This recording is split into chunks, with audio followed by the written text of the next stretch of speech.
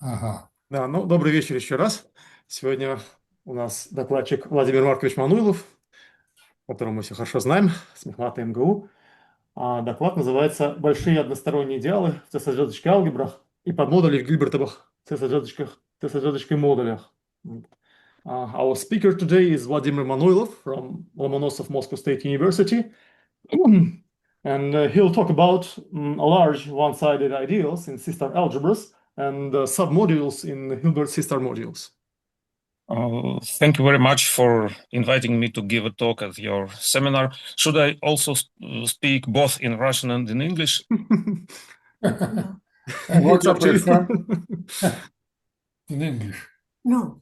And also in Greek. No, speak it as it is more convenient for you. Okay, thank you. And I'm very happy to see all of you. It's a pity that we see each other only online, but that's what we have. Okay, so my talk is about how to understand what does it mean that an ideal in a C-star algebra is large. There are several possible approaches, and I will compare some of them. So there are at least two different ways to express the idea that an one-sided or two-sided ideal J in C-star algebra A is large. The first is the notion of essentiality. J is essential if it has a non-zero intersection with any other non-zero ideal I. This may seem very algebraic and has no functional analysis flavor, but we can reformulate it equivalently as follows. For each non-zero element A in the C-star algebra capital A, there exists another element B such that the product lies in the ideal and is non-zero.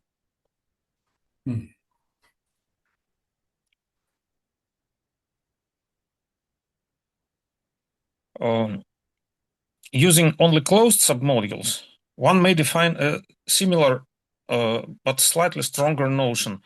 A closed right ideal is topologically essential if the intersection with any other non-zero closed right ideal is non-empty. Clearly, this second property follows from the first one, and we shall not discuss today the relation between these two. Now, a student of mine is working in this direction, and I hope that he will get some results.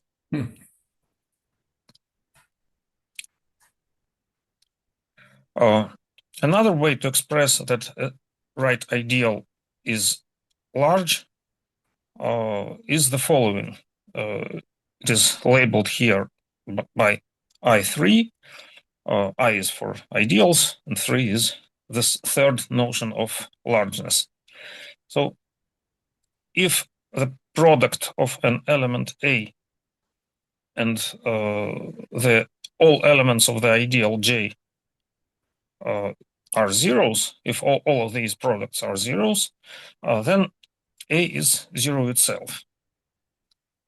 There is no standard name for the ideals that satisfy this property, but a similar property was previously considered by us for Hilbert C star modules, and there such submodules were called thick submodules.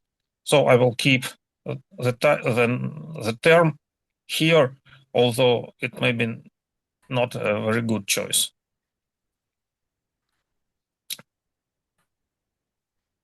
And please pay attention to the order of multiplication in this I3. Element is on the left and the ideal is on the right. In general, we can consider another property with the opposite order of multiplication. It is a different property. It was studied previously by Kaneda and Paulsen.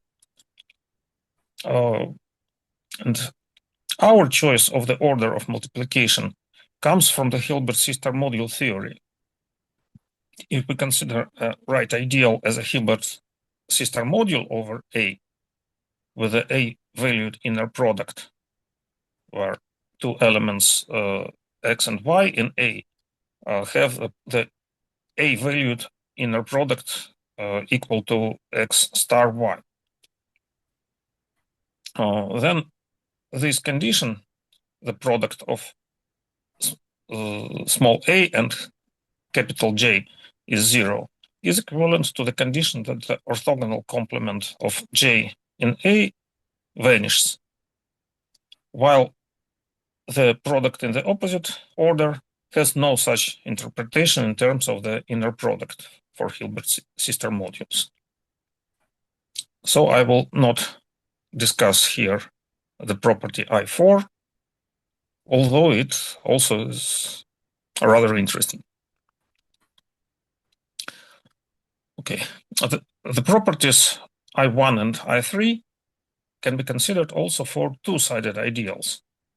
And for them, they are known to be equivalent.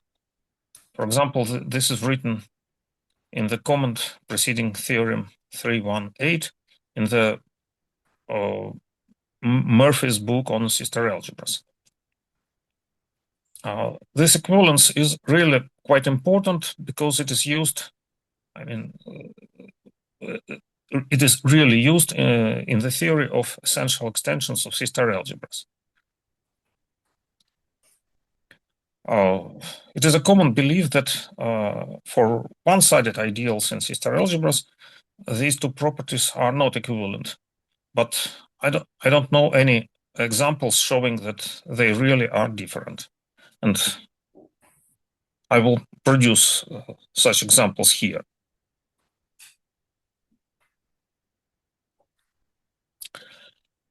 So I will begin with a simple implication that I1 and also I2 imply I3.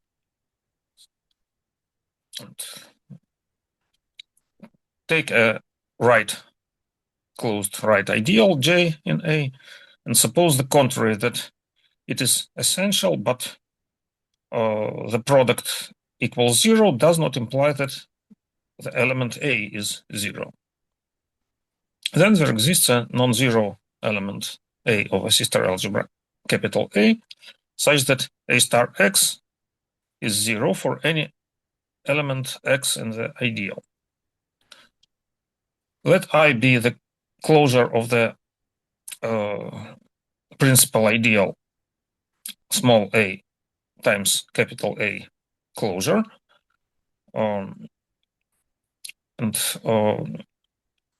As by the assumption J is topologically essential and I is non-zero, then the intersection should be non-zero.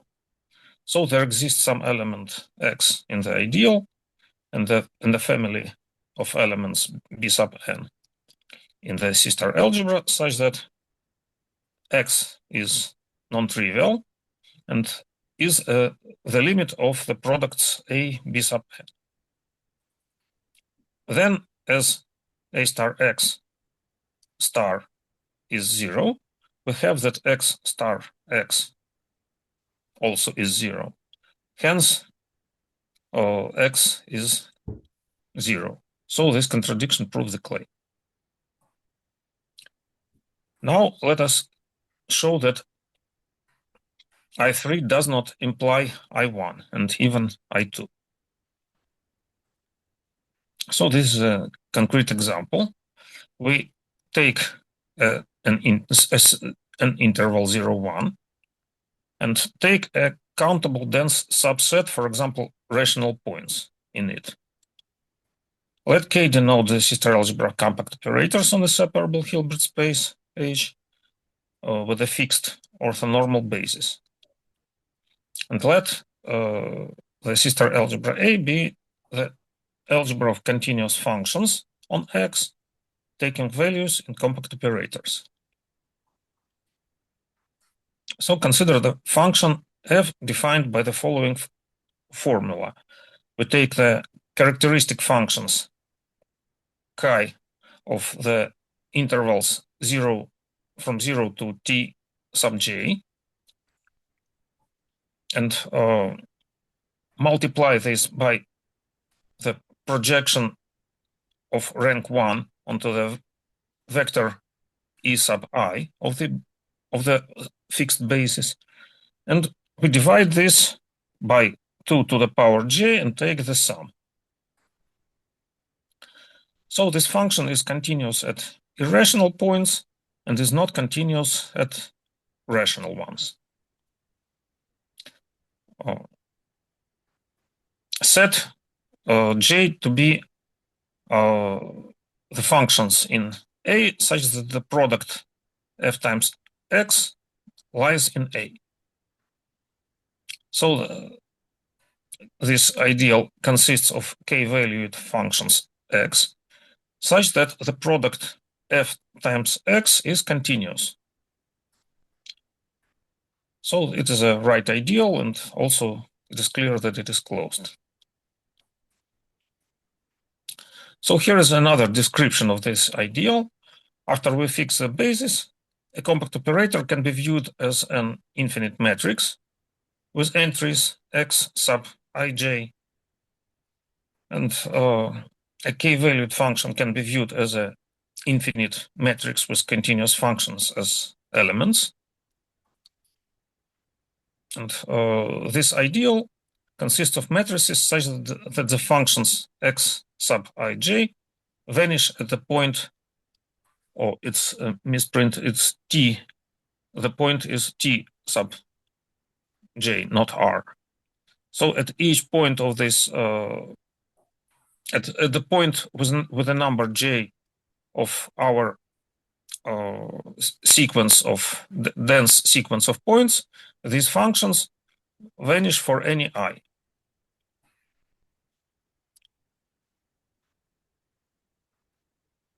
This follows from the discontinuity of the product of the characteristic function of the interval 0 t sub j at the point t sub j.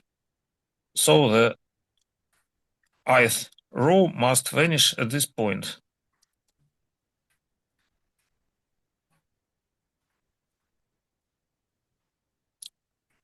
So this ideal is thick.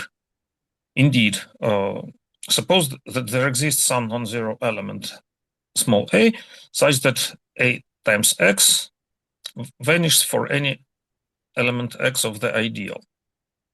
Suppose that at some point t sub 0, a sub ij is non-zero.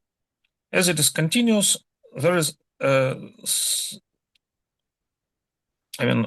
we can assume that this point t sub 0 differs from all points t sub j.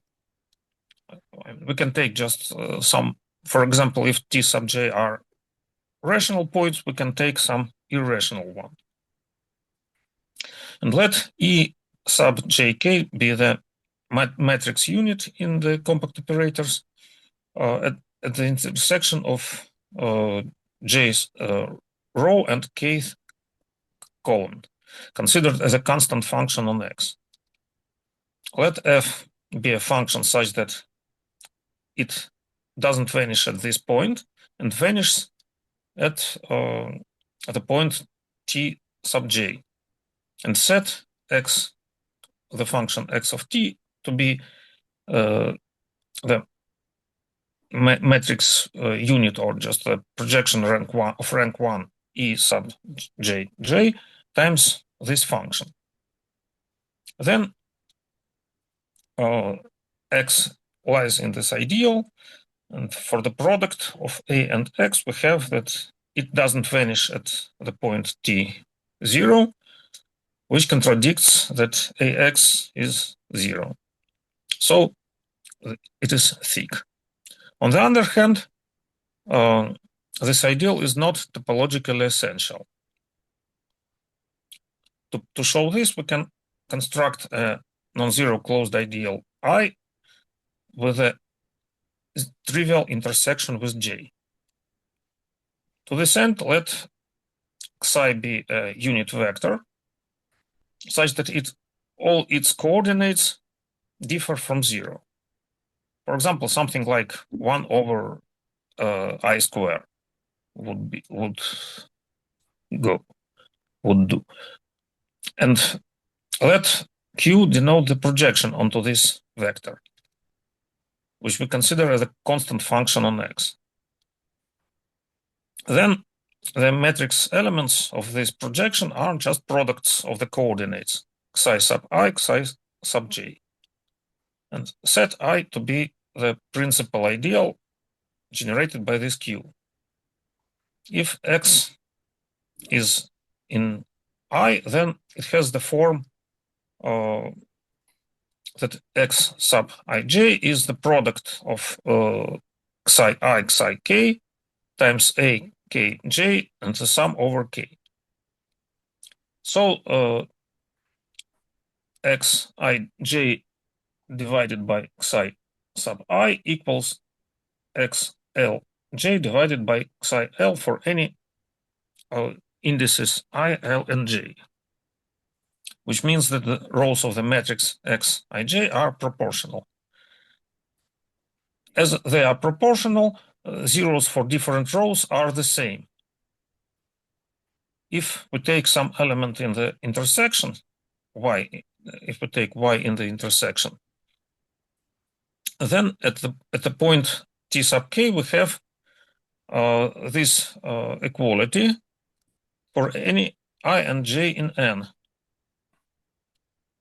And as y lies also in j, we have that y sub kj at the point t sub k is 0 for any indices.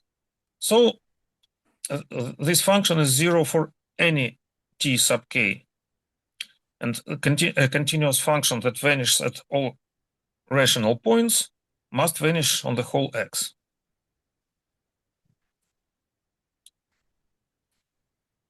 Okay. So we have an example showing that I1 and I3 are really different. Now note that the intersection of two essential closed right ideals, I and J, is essential by a very simple reason. The intersection of three ideals is associative. So it is, if it is non-zero for one order of brackets, then it is non-zero for another one.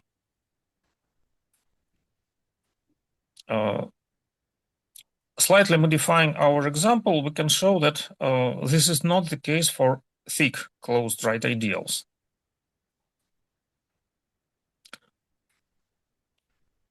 So we take the ideal constructed in the previous construction, take an operator given by the matrix with the entries as follows: b j1 equals eta 1 for some vector of small norm, so that the norm of the vector eta is smaller than 1/2. So the norm of b also is smaller than 1/2. And also we require that all the coordinates of eta are non-zero. And set C to be b plus 1. It is an element of our sister algebra of continuous functions on X. Oh, well, it's slightly greater, but doesn't matter. It's an element of the greater sister algebra of continuous functions on X with values in B of H, not in compact operators. So as B is small, C is invertible. And we can define an ideal I to be all the elements of the form C minus 1 times J. As C is invertible, so I is also isomorphic to J, so it is also thick.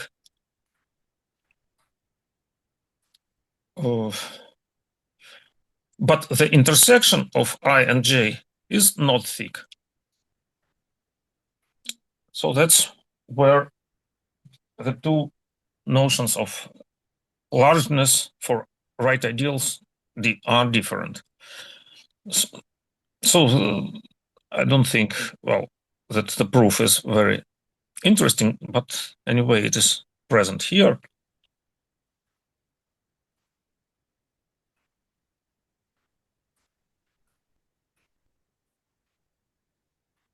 Okay, so that's about right ideals, closed right ideals in sister algebras.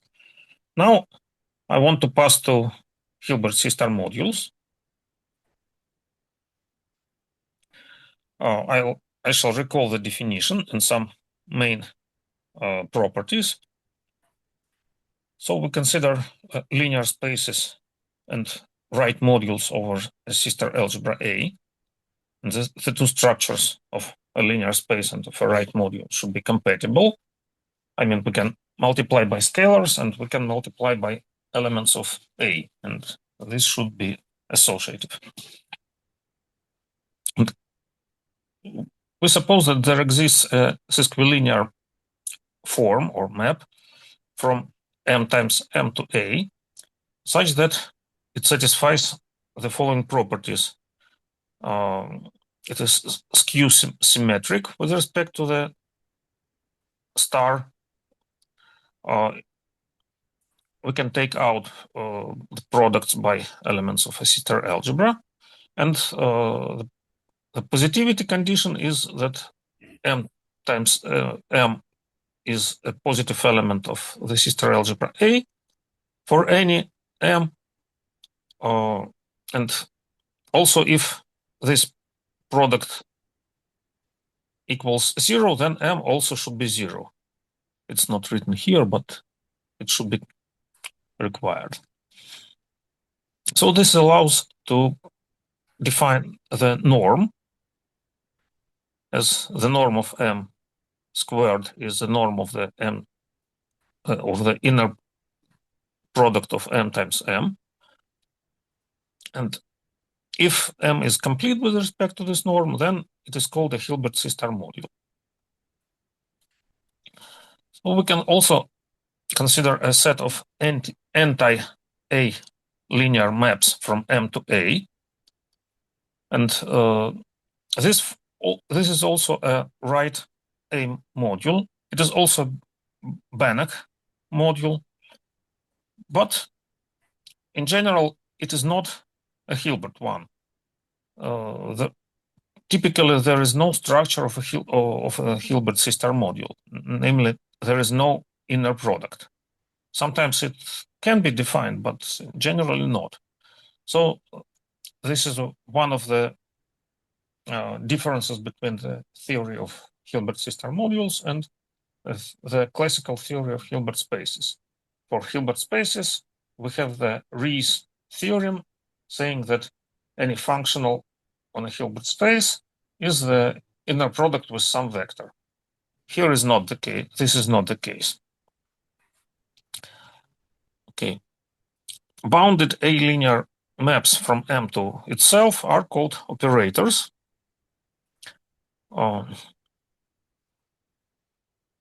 We can also define the so-called elementary operators, just mimicking one of the definitions of elementary operators on a Hilbert space.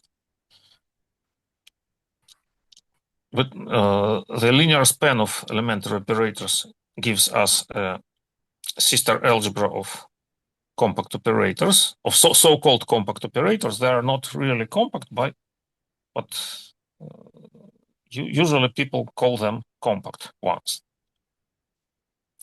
The set of all bounded operators is not a sister algebra in general, but if we take only operators that have an adjoint, then we get a sister algebra of these operators. And in fact, this sister algebra is the multiplier or double centralizers algebra for the algebra of compact operators. Okay. Definitions of essential and thick right ideals can be standardly generalized to right submodules of Hilbert modules by just replacing right ideals by right submodules. So let N be a right Hilbert sister module over a sister algebra A. Let M be its closed submodule. Functionals on Hilbert sister modules give one more way to express the idea that M is large in N. Here are the three properties that characterize largeness of a submodule in a Hilbert sister module. First, it is a version of essentiality.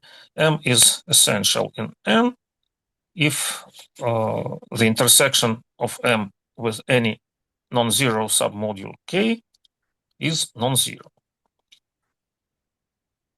Once again, we can consider K closed or not closed, not necessarily closed, but this is not the topic of my talk today. The version of I3 is M3. M is thick in N if the orthogonal complement of M in N, which consists of all elements N such that the inner product with M vanishes for any M, is zero. And one more notion, we can call a submodule functionally thick in N if Rabinovich, если вы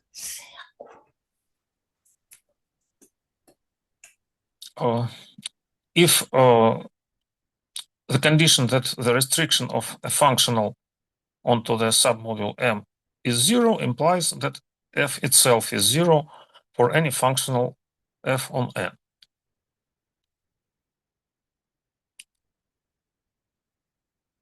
Okay. So once again, we have several implications. M1 implies M5 and M5 implies M3, and all three are different.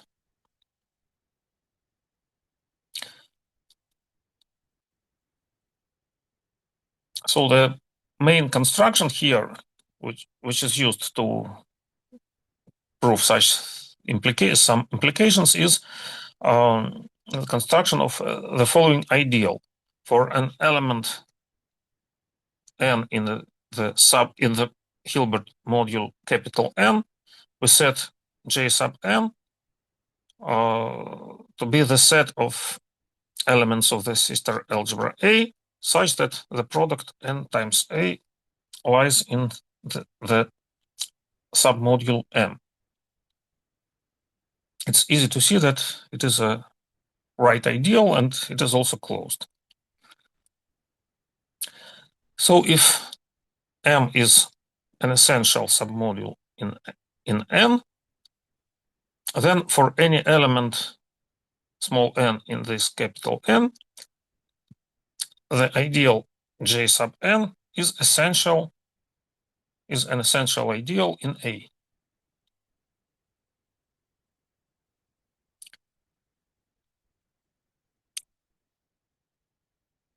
So this is the proof of this lemma.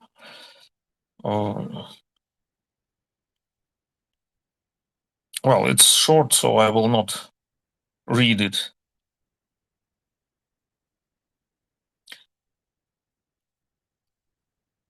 So if J sub N is essential, then it is thick, so satisfies I3. And this allows to show the implication from M1 to M5. Indeed, if we consider a functional f on N such that its restriction to m is 0, then we can take some element small n in the capital N. And if A is in this ideal J sub n, then NA is in M by the definition of this ideal. So A star times f of n, which equals f of NA, is 0. So f of n star A also is 0. But then f of n star times J sub n is 0. And as J sub n is thick, this implies that f of n star is 0. Hence, f of n also is 0. The next implication from M5 to M3, if M3 doesn't hold, then there exists some element, small n, in the Hilbert module, capital N, which is non-zero and which is orthogonal to any element, small n, in the capital N. So it is a non-zero element in the orthogonal complement of M in N. Set Fn of x to be the inner product of x and this n. Then f sub n is clearly functional on n, and it is non-zero, as n is non-zero. So we have constructed a non-trivial functional with the restriction to m being 0. So this contradiction shows the implication from M5 to M3. More interesting, of course, are examples showing that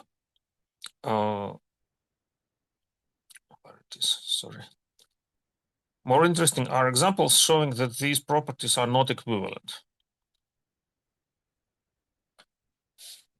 So we can construct an example of a functionally thick submodule, which is not essential here.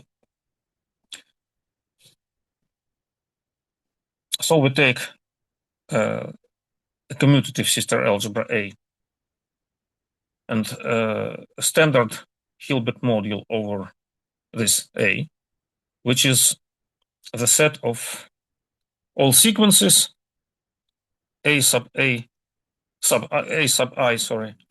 with elements A sub I of the sister algebra A, with the following property that the series A sub I star, A sub I is convergent in A.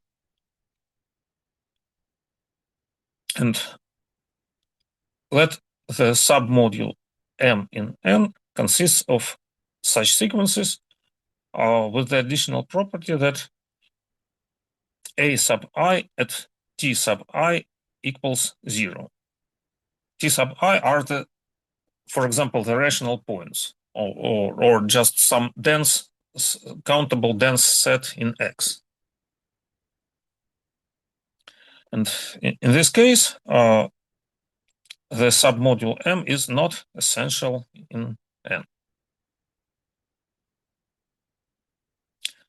The argument is very similar to previous ones. It suffices to provide some element N such that its product by A is not in M for any non-zero A. We can set N to be constant functions and also non-zero. And if they are square summable, then N lies in the module N. The condition that the product N times A is in M for some A implies that psi sub I A at the point T sub I is 0, which means that A at this point is 0 for any number I. And as the set is of the points T sub I is dense in X, we see that A is 0 itself. On the other hand, this example is functionally thick. It is known that any functional can be given by a sequence of also of elements of the sister algebra, but with a different condition. Here, the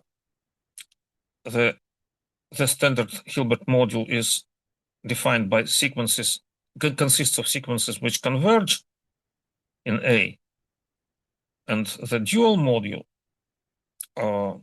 consists of sequences such that the partial sums are uniformly bounded. This is much greater. For example, there are a lot of easy examples showing that, for example, we can take characteristic functions of some intervals such that the sums do not converge but are uniformly bounded. So if f is non-zero, then there exists a number I and some point t sub 0 such that f at this point is non-zero. Once again, we can assume that this point differs from the dense countable set of points t sub j.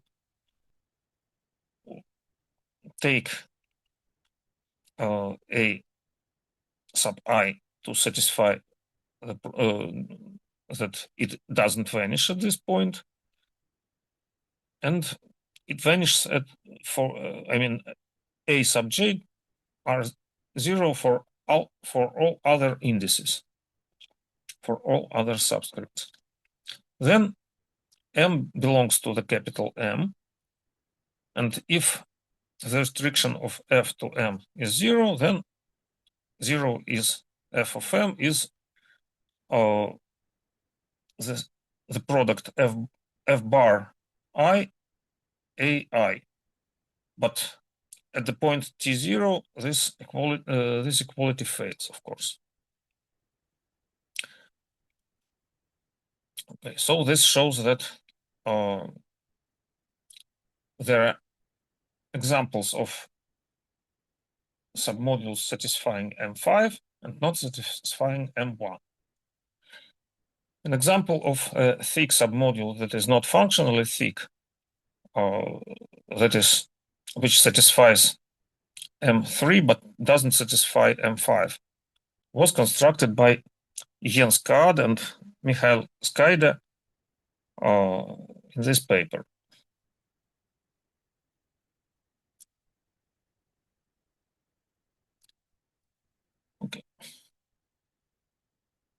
Okay, next result.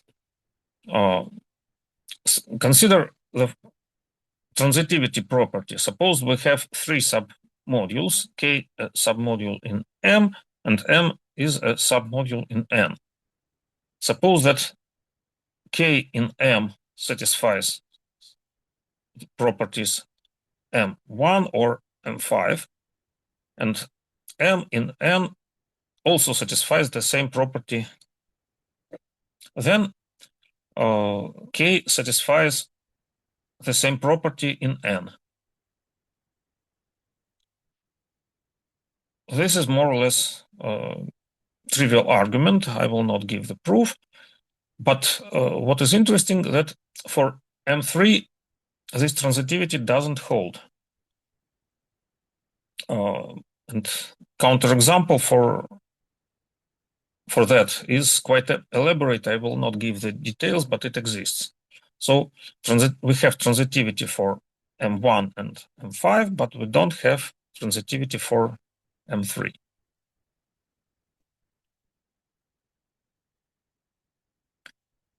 Okay. So for a closed submodule M in N, let us set J sub M to be all compact operators on the module N with a range in M. Once again, clearly this is a closed right ideal in the sister algebra of compact operators on the Hilbert module M. And then the following conditions are equivalent. M is essential or thick in N. It is equivalent to the property that the ideal J sub M is essential or thick in the compact operators of M. So these two notions behave nicely with respect to the passage from modules to the algebras of compact operators on them. Okay, so this was in some sense done just for fun to understand the relations between different approaches and notions between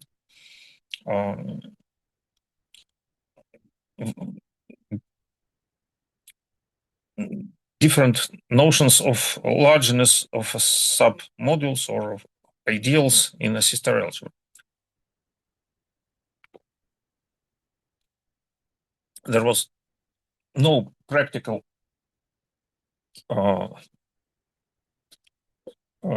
applications of that, but here I will speak something about such an application.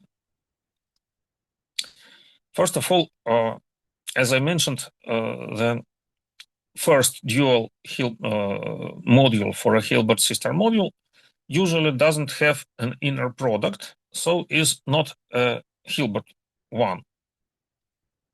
But for any Hilbert sister module, there is a natural supermodule, which is the second dual one.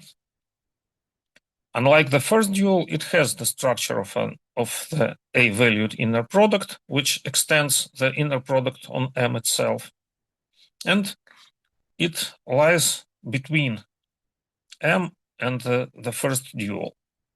So the second dual is always between these two. It was interesting it was an interesting problem to consider classes of Hilbert modules for which, well, for example, if M prime equals M, such modules are called dual Hilbert modules. If the second dual coincides with M, such modules are called reflexive. There is also some use for the Hilbert modules for which the first and the second dual are equal and differ from M itself. It was shown by Bill Peschke, who was the first to study Hilbert sister modules, who introduced this notion. It was shown that the third dual is canonically isomorphic to the first one. So M and the second dual of M have the same sets of functionals. And besides that, this shows that there are only three modules. We don't need to extend this chain infinitely. Also, this result shows that M and its second dual have the same sets of functionals. So any functional on the second dual that vanishes on M is trivial, is zero. So M is always functionally thick in the second dual. We don't know if it is essential, but in all known examples, it is. And the application is about how far can we extend the inner product from the given Hilbert sister module to something greater. Of course, this greater means some subset of M prime. We don't have an inner product on M prime in general, and we want to extend. It extends canonically to the second dual, but often it can be extended even further, and that's where these ideals can help. So for a sister algebra A, we consider the set of all essential closed right ideals of A.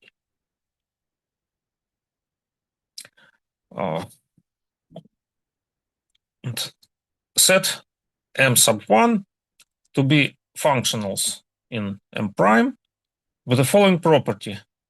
There exists some essential closed right ideal J sub gamma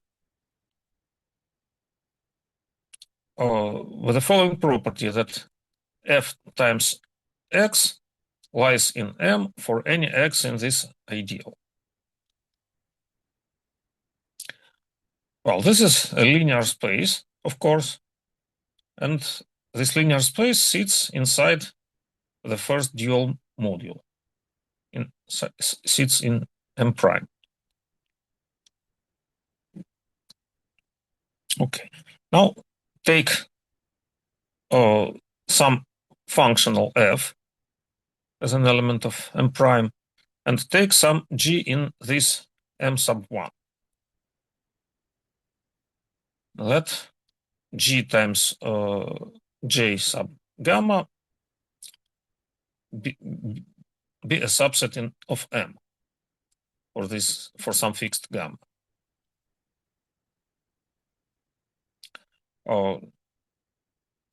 Let J be some closed right ideal in this J sub gamma.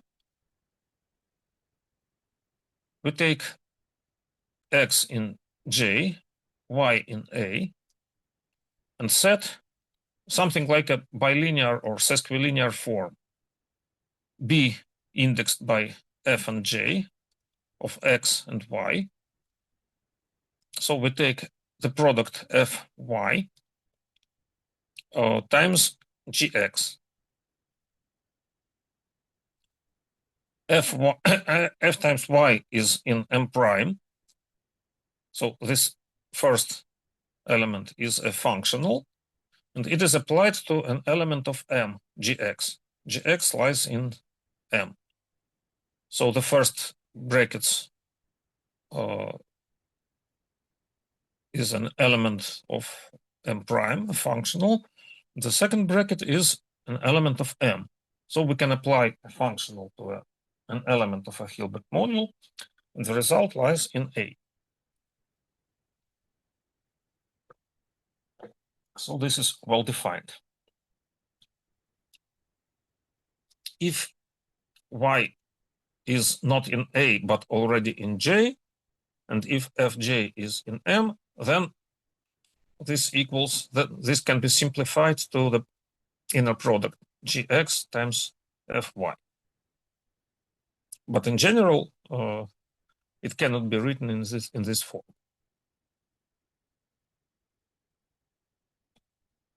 Okay, if J is one of this family of the essential ideals, if it is equal to some J sub alpha for some alpha in the set of indices, then we write this sesquilinear form, this B, as BFG sub alpha.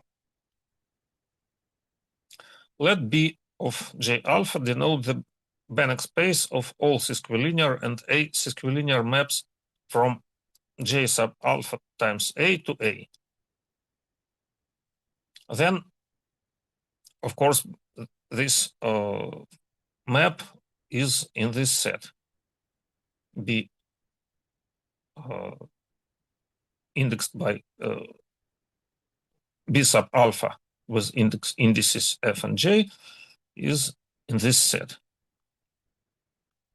The map which maps A into the product x star a y defines the inclusion, well, iota sub alpha from A into this set B of J alpha. And here we use essentiality. It is essential, therefore it is also thick. So the map iota sub alpha is injective. If we have two different indices in this gamma, alpha and beta, and J sub alpha is a subset of J sub beta, then we have some naturality condition that iota sub alpha equals iota sub beta composed with R alpha beta, where R is the canonical restriction map. So we use that the ideals are partially ordered, and there is a restriction from B of the greater ideal to the smaller ideal.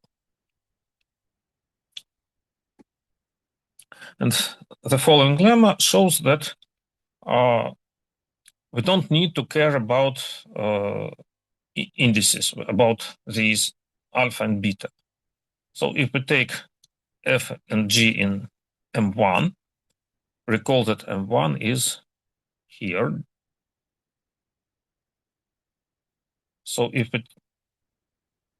we take f and g in M1 such that f times the ideal j gamma sits in M, this also sits in M, and for deltas we also have the similar condition for the products, and we take B with subscripts gamma and delta and gamma prime delta prime. So they lie in the range of iota and iota prime respectively. Then there exists a unique element of the sister algebra A such that iota maps this A into the sesquilinear form B sub gamma delta, and iota prime maps it to the B with the subscripts gamma prime delta prime. So we have, of course, big families of these sesquilinear maps with different subscripts. But all of them determine a single element of a sister algebra A. And that's what we need if we want to construct something like an inner product between elements of F and J. I mean, we have some functionals F and J, with, of course, they are not arbitrary functionals, but they lie in M1. For some ideals, J sub gamma and J sub delta for G, and gamma is for F. And so they uniquely determine a unique element of a sister algebra with this property. Okay, but this doesn't allow us to define an inner product for arbitrary F and J in M1, but we can take a smaller set M node, which consists of such functionals in M1, for which B with superscripts F and J, this is a sesquilinear form determined by F and J, is in the image of A with respect to the map iota. Previously, we have noticed that iota really doesn't depend on the indices. So this should hold for any G in M1. And then if we have F and G in M node, then we can set their inner product to be this unique A.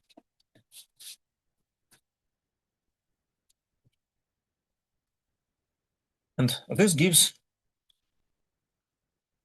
an inner product on the pre-Hilbert sister module M naught.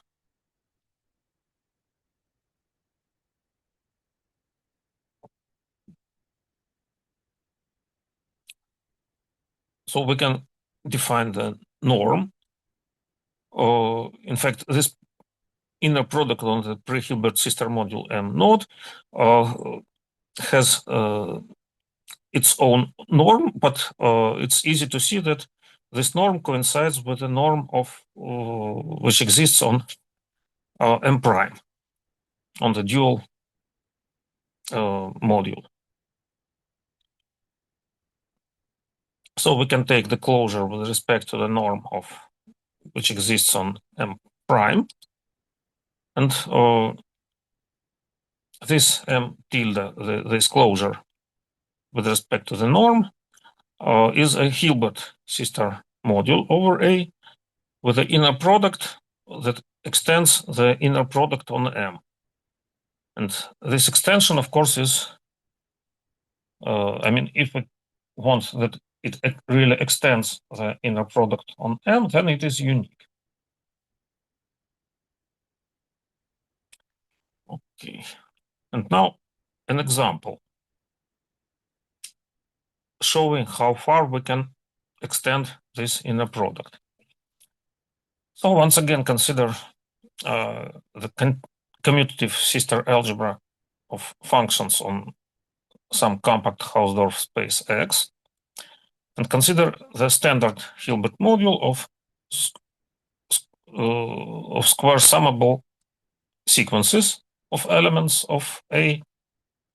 And here, square summable means that the series is norm convergent in A, in C of X.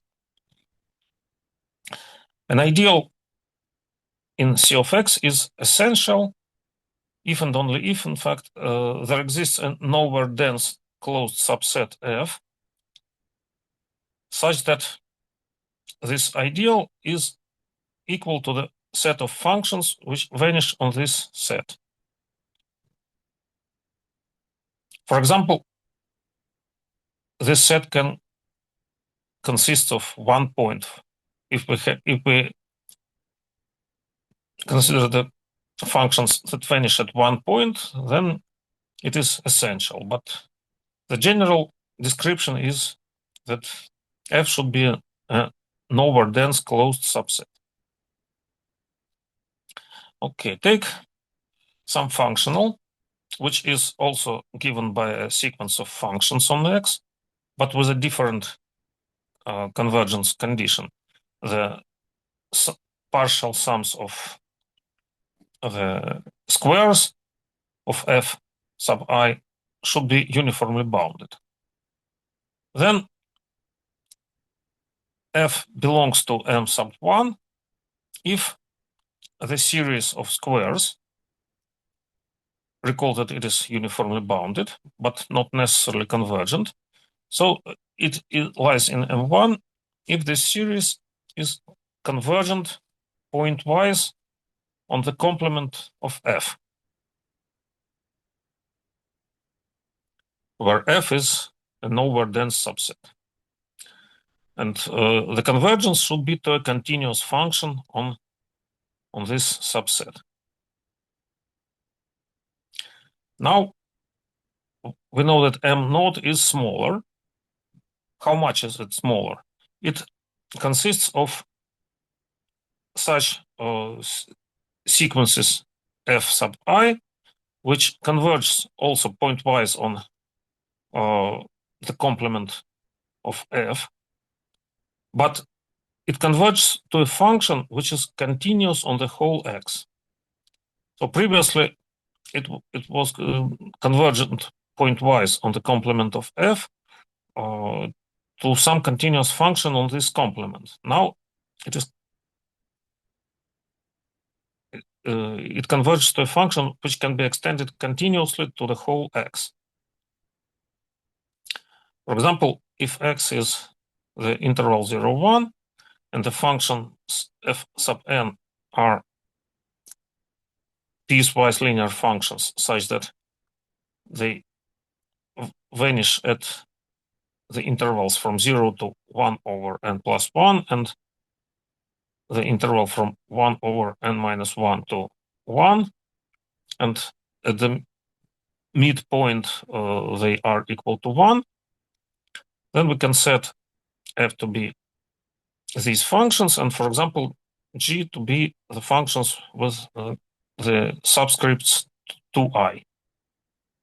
Then both are in M prime, and f is in M tilde, while g is not. Well, in fact, it's interesting that for this sister algebra, the second dual module, M double prime, coincides with M. So this module is so-called reflexive. So the inner product here extends much further than to M, to the second dual. The second dual is just M, and M tilde, for example, contains the element of this form, which is just the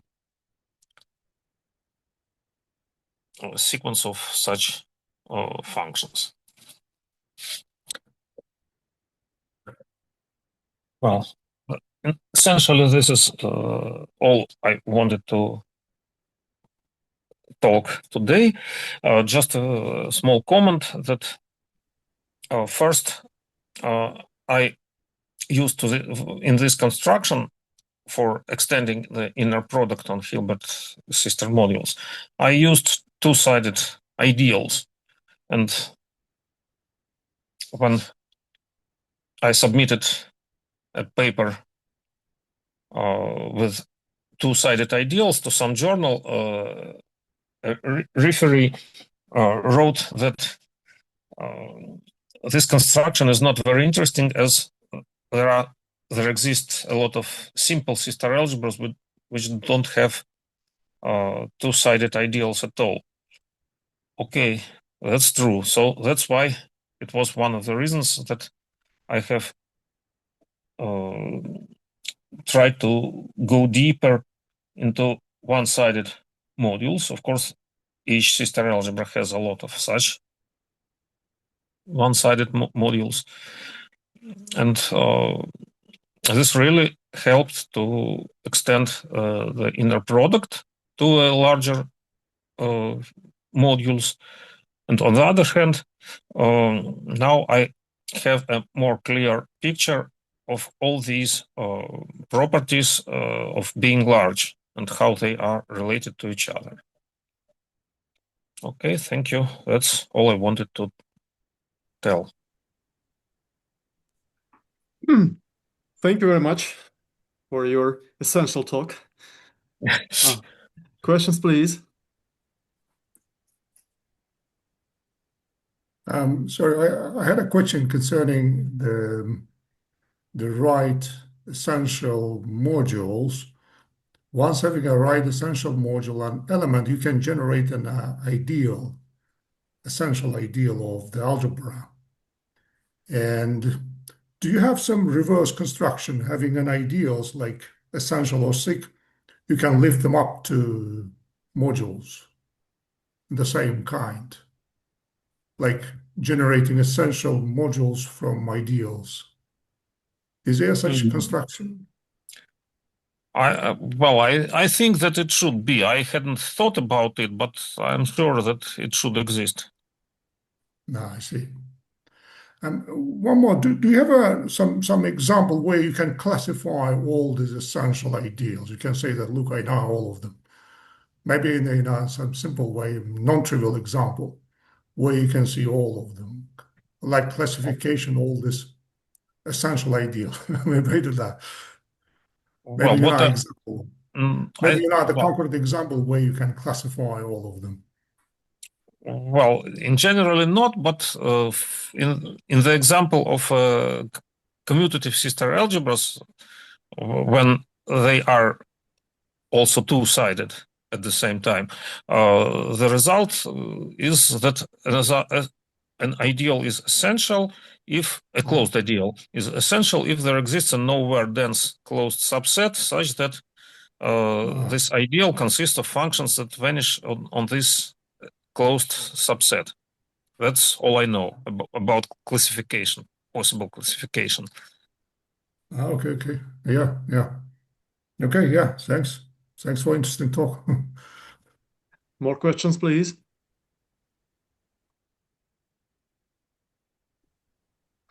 Well, I have, actually, this is not a question, but a little remark. I can propose another, one more notion of a large submodule. Maybe it is quite stupid, but if you don't mind, I'll try to suggest the following definition. So suppose we have a submodule, a closed submodule n of a Hilbert module M. And so let's say that n is, for example, flat if the inclusion map of n into M is an epimorphism in the category of Hilbert C star modules and adjointable operators. So what's your opinion? Is it reasonable, or maybe it is stupid, or maybe it is equivalent to some of your notions of a large submodule? Well, I suppose that it will be not very large. I'm afraid that there will be some orthogonal complement in this case. Mm-hmm. Okay, thank you. Any other questions, please?